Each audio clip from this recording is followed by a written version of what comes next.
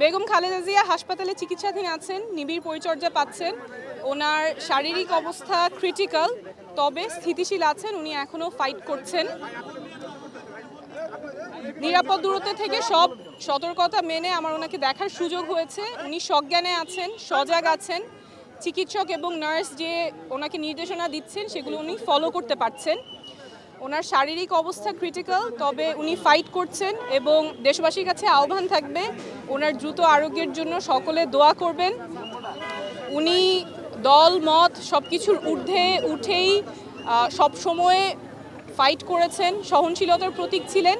আমরা এই মুহূর্তে চাবো যে সবাই দল মতের ঊর্ধ্বে উঠে, রাজনীতির ঊর্ধ্বে উঠে ওনার দ্রুত আরোগ্যের জন্য সকলে দোয়া করবেন। ধন্যবাদ। আপনি একজন ডাক্তার, ডাক্তারের মানে চিকিৎসা বিজ্ঞানের ভাষায় ওনার শারীরিক অবস্থাটা কেমন একটু যদি বলেন সাধারণ মানুষের জন্য।